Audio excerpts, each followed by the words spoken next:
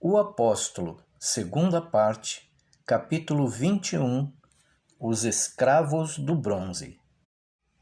O Oriente e o Ocidente se reuniam e se beijavam fraternalmente nas praias da pequena península de Corinto, e também se podia dizer que, como o esposo e a esposa cingindo juntamente um filho amado, o mar Egeu de um lado e o Adriático do outro, abraçavam a feliz filha Corinto. Nos antigos tempos, o nome daquela península era Ponte dos Mares, denominação que exprimia a verdade. Os navios que levavam as riquezas do Oriente para Roma atravessavam Corinto. Fora aberto um canal na estreita faixa de terra que unia Corinto à mãe pátria Acaia. E passando por ele, os navios não só abreviavam as viagens, como se resguardavam contra as tempestades. O porto de Cencreia ficava na extremidade oriental do canal e o de Lucas em frente do Adriático, na ocidental. Corinto era célebre pelas suas fundições de bronze. Os coríntios possuíam uma fórmula secreta para ligar o cobre importado de Chipre com ouro e prata. Conheciam ainda o segredo de outras ligas em perfeitas proporções e seus escravos tinham uma habilidade especial de comunicar ao bronze uma pátina que dava a impressão de grande antiguidade, fazendo ao mesmo tempo o metal adquirir uma sonoridade particular. O bronze coríntio era, no antigo mundo, tido em mais apreço do que qualquer outro metal, não se excluindo o ouro. Os templos orgulhavam-se de seus deuses moldados em bronze coríntio, e até o templo judaico tinha a célebre porta de bronze que era considerada um de seus maiores tesouros. Os patrícios romanos, os ricos mercadores e os aristocratas provincianos achavam ser a máxima distinção servir seus convidados em baixelas de bronze coríntio. Esta liga perfeita na proporção de seus elementos, apresentando na superfície um brilho verde e emitindo um som agradável quando percutida, era o produto do trabalho de inúmeros escravos. Estes, tanto homens como mulheres, fundiam os diversos metais e os misturavam deixando a liga esfriar, e em seguida a batiam na bigorna. Esses produtos eram vendidos em mercados de Roma e de Alexandria, e muitas vezes levados até as cidades montanhosas da Galácia. Os trabalhadores dessa especialidade eram nela educados desde os mais tenros anos, pois só os que se achavam muito acostumados ao calor das fornalhas podiam trabalhar o metal depois deste vertido em seus moldes. O porto de Cencreia era uma floresta de mastros de navios, predominando nas velas ferradas a cor cipriota, que era canela escura. Os navios chegavam com grandes carregamentos de minérios de cobre tirados do interior de Chipre, e filas de escravos com o suor a escorrer nos corpos nus que brilhavam ao sol, carregavam nas cabeças as cestas de minério amarelo, colocando-as em filas no cais. Outros escravos desembarcavam penosamente dos convéses dos vários navios imensos troncos de cedros do Líbano, importados como combustível pelos coríntios, pois desde remotos anos os que trabalhavam em metal verificavam que só o cedro do Líbano produzia o necessário grau de calor para a fusão dos metais. O trabalho mais pesado, que era o de carregadores, obtinha-se por menos custo que os demais, pois os escravos que o faziam constituíam a espécie mais ínfima de mercadoria humana fornecida a Corinto e outras cidades pelos mercadores que acompanhavam as legiões romanas.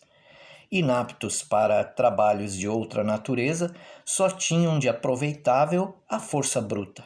Davam-lhes alimento na proporção do rendimento de seu trabalho, e quando lhes faltavam as forças ou caíam enfermos, limitavam-se a atirá-los para um lado, para serem devorados pelos animais silvestres e aves carniceiras. Os fornos da fundição ficavam em profundas cavernas abertas em rochedos, quer pela mão do homem, quer pela natureza. No seu extremo mais profundo estava o forno, e perto dele o lugar reservado para a habitação dos escravos. Estes nunca saíam para a luz do dia. Mandavam-lhes os alimentos baixando-os às covas por meio de cordas. Se algum morria, atiravam-lhe o corpo nas chamas.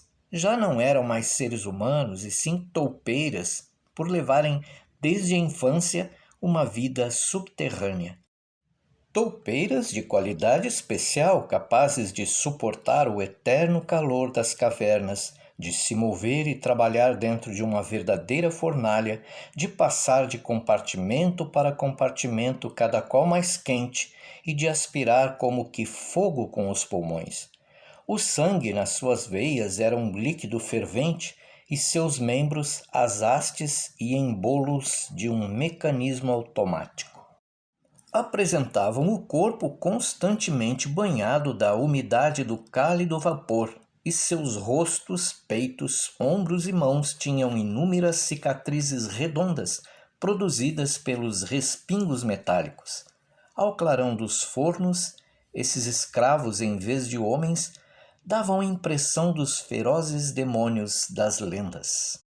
Muito curta era a existência desses trabalhadores nas cavernas.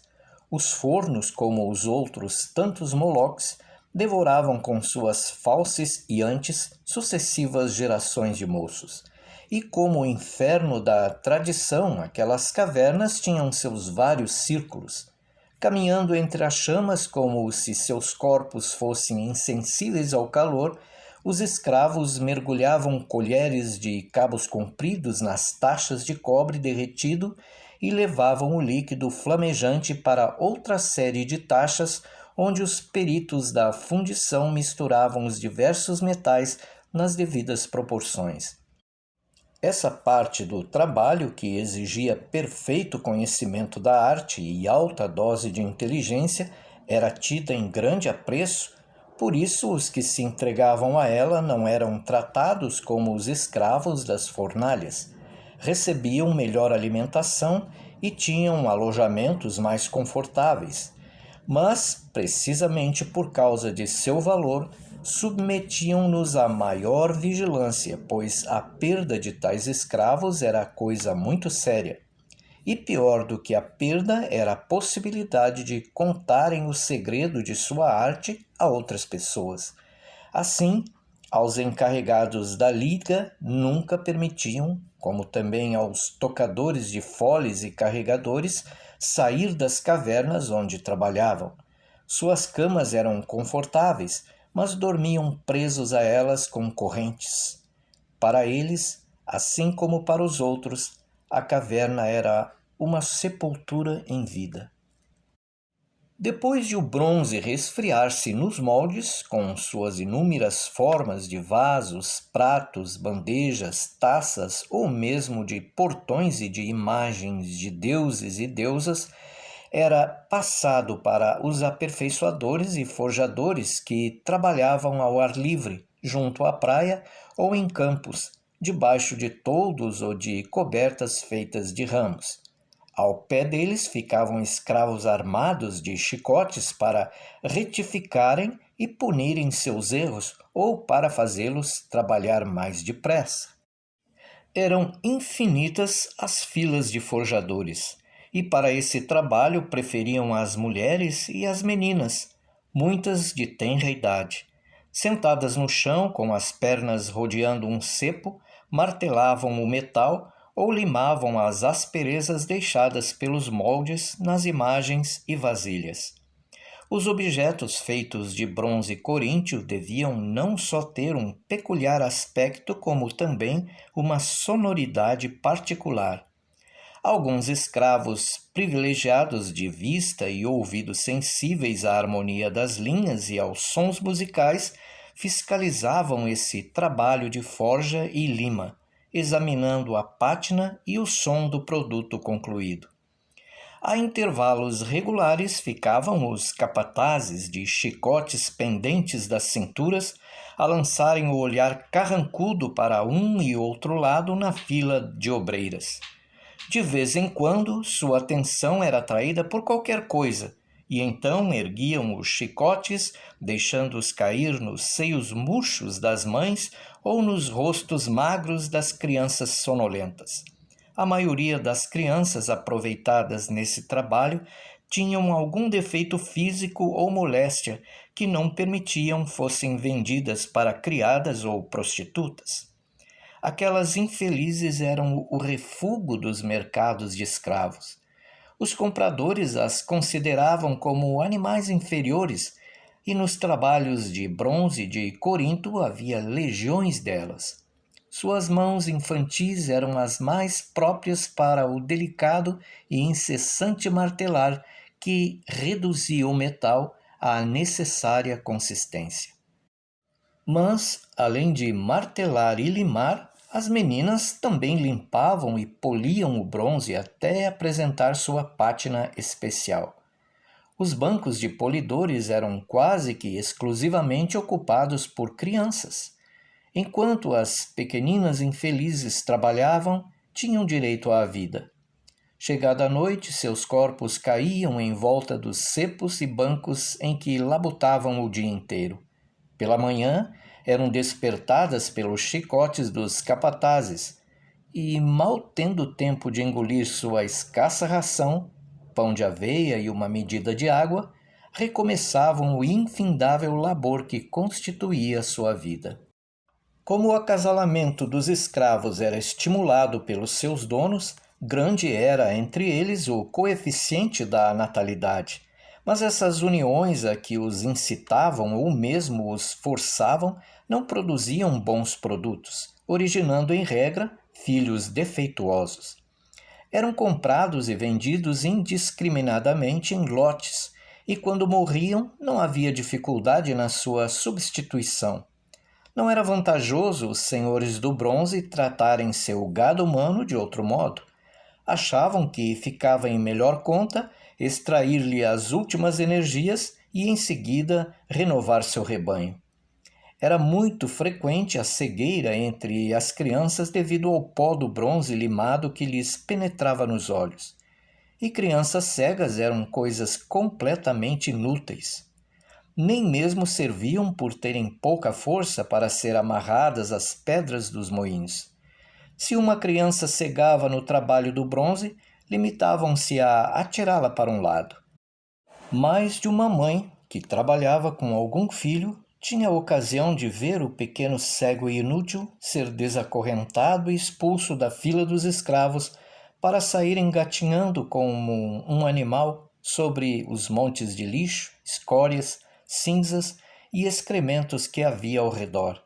E caso ela fizesse menção de se levantar para valer-lhe, o látego, com chumbo na correia, a fazia lembrar-se do lugar onde estava. Depois que as estátuas e imagens, os copos, as jarras, as taças e os vasos brônzeos estavam afinal terminados com a suave cor de sua característica pátina e produzindo o característico som coríntio, eram levados por filas de escravos até o outro extremo de Corinto, o porto de embarque Leucas. Nele esperavam para levarem aquele produto inigualável para as cidades de todos os pontos do Império Romano. E essa corrente de escravos atravessando a península unia os dois mares, o oriental e o ocidental. Quando Paulo batizou a gente do rico Estéfanos, havia entre seus servidores um liberto de nome Portinaio. Esse homem fora trazido em um carregamento de escravos da Galácia. Os romanos o condenaram ao cativeiro na repressão de uma revolta local. Portinaio era um grego instruído. Reconhecendo seu mérito e aptidões, seu comprador, Estéfanos, lhe confiara um cargo importante em seus negócios. Portinaio era de grande competência retórica, tinha uma voz excelente e declamava de modo agradável. Estéfanos também o utilizava como leitor. Não tardou que ele desse a Portinaio a liberdade, mas um escravo liberto não era absolutamente igual a um cidadão. Seu dono tinha sempre o direito de revogar a emancipação. Embora gozasse de mais regalias que os escravos, os libertos continuavam sendo a propriedade de outro homem. Não podiam ter vontade ou opinião própria. Por isso, quando Stefanos foi batizado por Paulo, Portinaio, por vontade ou contra ela, foi batizado também. A exemplo de muitos gregos, ele não gostava de judeus.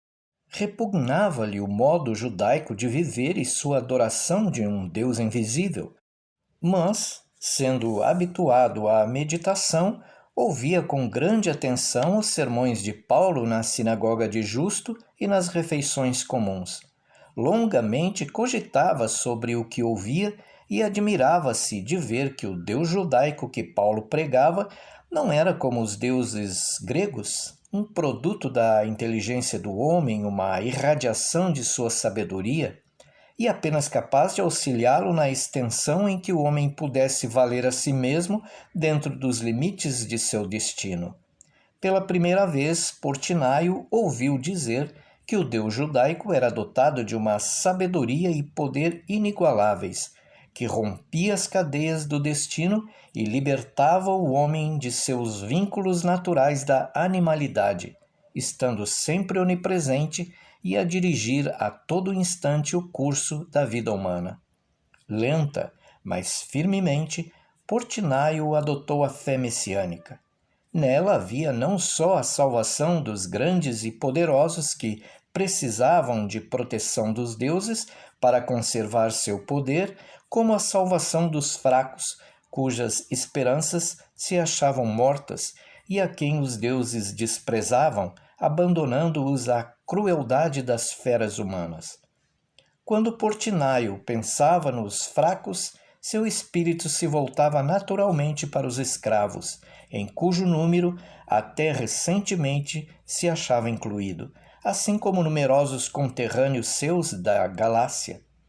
Evocava os seres misérrimos condenados ao suplício do trabalho do bronze, seres completamente abandonados pelos deuses, e agora sabia da existência de um ente disposto a acolhê-los como filhos sob suas asas, um ente que pertencera aos humanos, sofrera em sua carne as torturas que eram quinhão diário daqueles infelizes e tivera a morte de um escravo.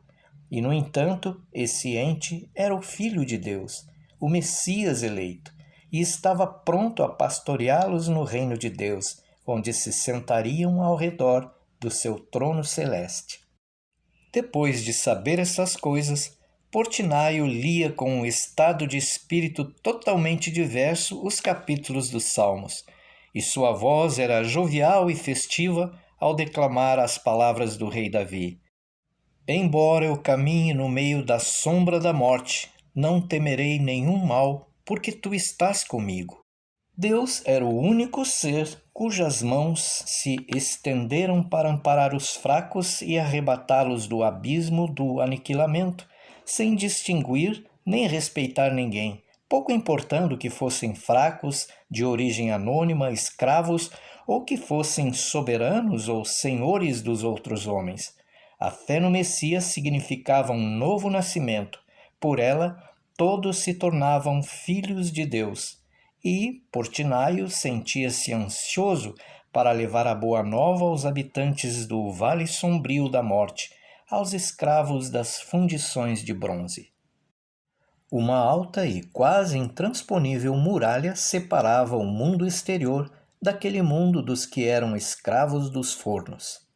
Mas havia meios de comunicação entre os escravos que trabalhavam ao sol e os que viviam na candente atmosfera de sua prisão subterrânea.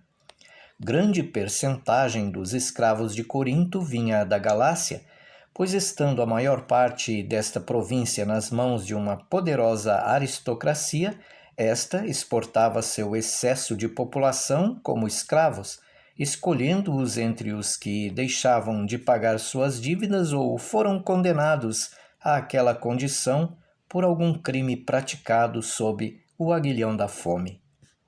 Havia secretas permutas de informações e recados, e, apesar da vigilância dos guardas, Portinaio conseguiu contrabandear 2 escravos para fora das cavernas e levá-los à sinagoga de Justo para ouvirem as novas pregadas pelo apóstolo. Foi na manhã de um sábado, depois da leitura da lei, que o escravo Lúcio ouviu na sinagoga de Justo, assim como os demais fiéis, o sermão semanal de Paulo. Lúcio era natural da Galácia. Fazia muitos anos que se esquecera da visão das verdes plagas de sua pátria, das colinas vestidas de ciprestes que rodeavam sua cidade natal. Agora estava meio cego e com o corpo recoberto das cicatrizes produzidas pelos respingos e ascuas do metal. E, embora não contasse 40 anos, tinha o rosto envelhecido e enrugado, muito magro, com os ossos a aparecerem sob a pele fanada, curvado em 2, seminu, segurando sua pobre vestimenta de estamenha, ouviu as palavras de Paulo. Quando nossa casa terrestre for destruída, teremos ainda a casa de Deus, que não foi feita por mãos humanas e existe eternamente no céu. Lúcio, como que viu essa casa de Deus a esperar os crentes. Nela todos eram iguais, não havia senhores, nem escravos, nem livres e abandonados. E suspirou, aspirando com veemência à mansão celeste. Pensava na paz, no repouso que nela encontraria, pois, extenuado de trabalhar, só pensava em descansar. Ouviu o apóstolo dizer que todos os que criam no Messias e residiam na terra tinham um lugar reservado na casa do Senhor e que os corpos de todos os homens, até o seu, devorado pelo calor, chagado pelo bronze ardente, surgiriam das sepulturas cheios de glória e beleza. Até ele, Lúcio, que viera de uma região distante e vivera em completa ignorância e cegueira no pecado da impureza, ressurgiria também e encontraria seu lugar reservado na casa de Deus. E quem lhe preparara este lugar? Aquele que de livre vontade padecera todos os sofrimentos de Lúcio, que morrera a morte de um escravo, para que ele, um estranho abandonado dos deuses, espezinhado pelos homens, pudesse ter seu quinhão na herança de além-túmulo. E, como um náufrago a debater-se em mar revolto, o escravo, prematuramente envelhecido, agarrou-se à corda salvadora que lhe era atirada antes de a sombra da morte fechar-se outra vez sobre ele. Portinaio levou Lúcio a Timóteo, que o batizou em nome de Yeshua, o Messias. Na noite daquele sábado, o escravo Lúcio foi admitido ao banquete comum da sinagoga. Luzes frouxas de lâmpadas iluminavam a roda dos fiéis. Lúcio ocultou-se em um canto da parede para que não o observassem, ainda sentindo medo de o expulsarem dali. Pois como podia um escravo atrever-se a ficar entre os livres? Mas Priscila, notando-lhe a presença e observando que ele manifestava temor, foi procurá-lo e com sua mão maternal o fez aproximar-se da mesa, a cuja cabeceira o apóstolo, sentado, partia o pão e o distribuía. Eu sou um escravo? Disse Lúcio tremulamente. Como poderá o Senhor Messias habitar nesse corpo? Nós todos somos livres no Senhor. Por ele nos tornamos filhos de Deus. O apóstolo tomou os pães asmos e os partiu. Deu um pedaço a Estéfanos e outro a Lúcio. Em seguida, tomou o cálice de vinho e fez que ambos, o senhor e o escravo, bebessem dele. E disse tanto a um como ao outro: Toma, come e bebe. Este é o meu corpo partido por vós. E quando Paulo lhe deu o beijo da paz, Lúcio sentiu-se como parte do corpo do Messias.